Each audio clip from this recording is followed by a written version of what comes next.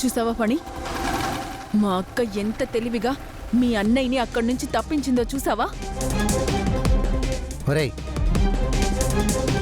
చేతి దాకా వచ్చిన అవకాశాన్ని ఇలా చేజార్చుకుంటే ఎలారా? 2 రోజుల్లో పౌరాపాటాన్ని నీ పేరు మీదకొస్తుందని ఎంతో సంతోషపడ్డాం. కానీ ఈ రోజే వాళ్ళు కనిపించారని మా ఆశల మీద నీళ్లు చల్లావు. బుస్సు, నువ్వాగు. జరిగిపోయింది కాదు, ఇప్పుడు జరగాల్సిందేంటో అది ఆలోచించండి. జరగాల్సింది ఏముందత్తయ్యా? ఇప్పుడు వాళ్ళు ఎక్కడున్నారో కనిపెట్టాలి. వాళ్ళు ఈ ఇంటికి రాకుండానే ఫినిష్ చేసేయాలి. అదే కరెక్ట్. ఇప్పుడు వాళ్ళు ఎక్కడున్నారో ఎలా కనిపెడతారా?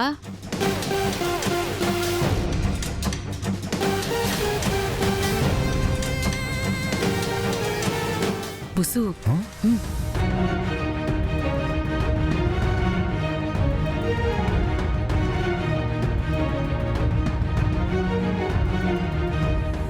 అమ్మ త్రిపుర,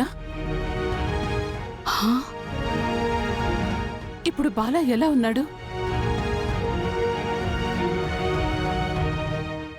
బాల కోలుకున్నాడా?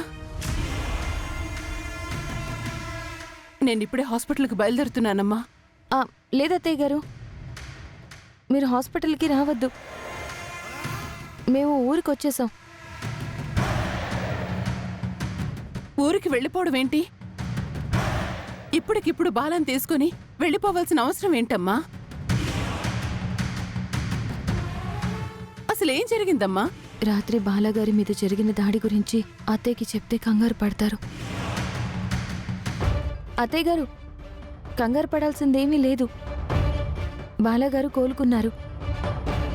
అక్కడే ఉంటే మళ్ళీ ఫణి వాళ్ళకి తెలుస్తుందేమో అని నేనే తీసుకొచ్చేసాను. బాలకేం కాలేదు కదమ్మా? ఇప్పుడంతా బానే ఉంది కదా? లేదత్తయ్య గారు, ఆయనకేమీ కాలేదు. ఆయన ఆరోగ్యంగానే ఉన్నారు. సరే అమ్మా, మీరు జాగ్రత్త. ఏదైనా అవసరమైతే మాత్రం ఖచ్చితంగా ఫోన్ చేయి. ఉంటాను అత్తయ్య గారు.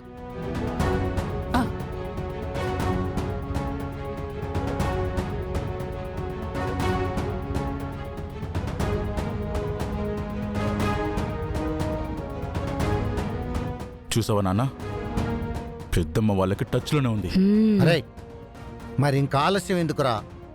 ఇప్పుడే మా అమ్మకి ఈ విషయం చెప్పి రచ్చ రచ్చ పెద్ద గొడవ చేసేద్దాం. పదండి పదండి. ఆగండి మావయ్య. ఇప్పుడు మీరు బామ్మ దగ్గరికి వెళ్ళి బాలా త్రిపుర ఎక్కడున్నారో, వాళ్ళకి బ్యాక్ బోన్గా ఉండి ఏమేం హెల్ప్ చేస్తున్నారో అన్ని విషయాలు బయట పెట్టారే అనుకో, దాంతో మనకేంటి ప్రయోజనం? పెద్ద ఆవిడ వాళ్ళ విషయం తెలిస్తే ఎక్కడున్నా ఇక్కడికి తీసుకొని రావాలని ఆజ్ఞ వేస్తారు.